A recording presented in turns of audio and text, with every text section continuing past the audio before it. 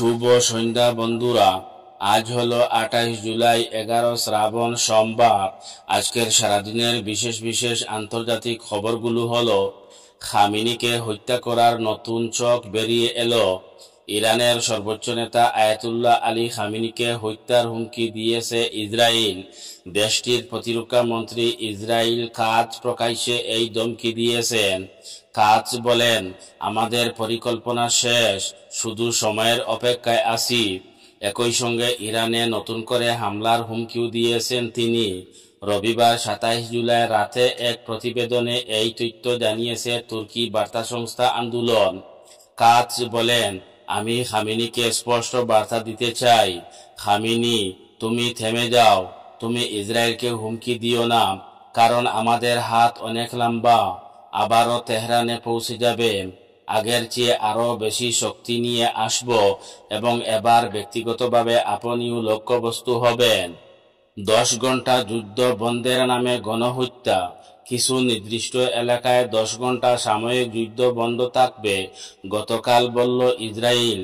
এই খবর শুনে ত্রাণ সামগ্রী সংগ্রহের জন্য ঝাঁপিয়ে পড়েন গাজার ক্ষুধার্ত মানুষ।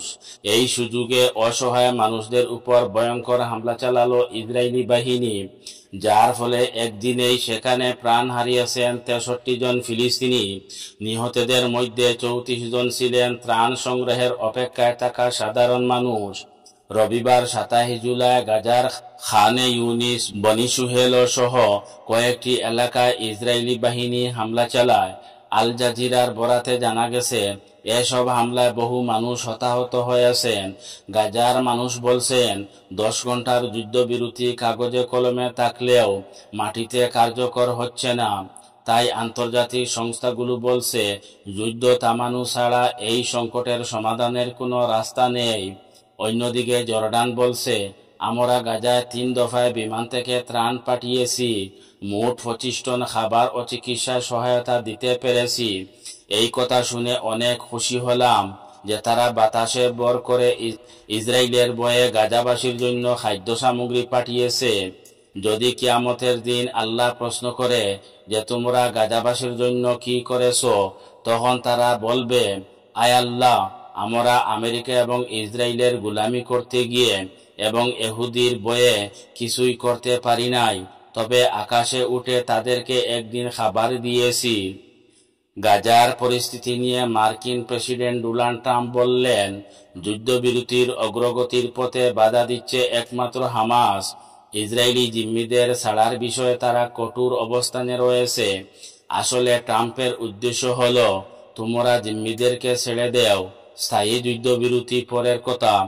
কিন্তু হামাস চাচ্ছে স্থায়ী যুদ্ধবিরতি হোক। তাই হামাস জেনে বুঝে আমেরিকার ফাঁদের উপর পা দিচ্ছে না। হামাস বলে, গাজায় যদি অবরোধ ও অনাহার চলতেই থাকে, তবে যুদ্ধবিরতির আলোচনা অর্থহীন, তার কোনো মানে নেই। সাময়িক যুদ্ধবিরতির ঘোষণায় আন্তর্জাতিক মহলে আশার সঞ্চার হলেও গাজায় বাস্তব পরিস্থিতি বলছে অন্য কথা। মানুষ এখনো মরছে, প্রাণের অপেক্ষায় থেকেও পাচ্ছে না বাঁচার উপায়। ফিলিস্তিনিদের মৃত্যু ডেকে আনছে বিমান থেকে ফেলা ইসরায়েলি ত্রাণ। অবরুদ্ধ গাজা ইসরায়েলের আকাশপথে ফেলা ত্রাণ এখন নতুন আতঙ্ক হয়ে দাঁড়িয়েছে। শনিবার 26 জুলাই বিমান থেকে ফেলা ইসরায়েলি ত্রাণের প্যাকেটের আঘাতে অন্তত 11 ফিলিস্তিনি আহত হয়েছেন। স্থানীয়রা জানান, ওই ত্রাণের প্যাকেট তাঁবুর উপর পড়ে গুরুতর আহত হন আশ্রয় নেওয়া মানুষ। ইসরায়েলের এমন ত্রাণ বিতরণ পদ্ধতিকে বিপজ্জনক ও প্রতারণামূলক বলছে ফিলিস্তিনি প্রতিরোধ সংগঠন হামাস। তাই হামাস বলছে, ত্রাণ বিতরণের কাজ শুধু আন্তর্জাতিক মহলের চাপের মুখে পড়ে শুরু করেছে ইসরায়েল। এতে ফিলিস্তিনিদের কষ্ট কমছে না, বরং বাড়ছে। সৌদি আরব এবং ফ্রান্সের যৌথ সভাপতিত্বে 8টি কমিটি নিয়ে আজ থেকে শুরু হবে দ্বিরাষ্ট্র সমাধান সম্মেলন। সৌদি আরব বারবার নিশ্চিত করে বলছে যে ফিলিস্তিন আমাদের প্রাথমিক দাবি। অন্যদিকে ইউরোপীয় ইউনিয়ন বলছে যে সম্মেলনটি একটি গুরুত্বপূর্ণ মুহূর্ত। তুরস্কে যে আগুন লেগেছে, এটা গাজার মানুষের বদদুয়ার ফলাফল।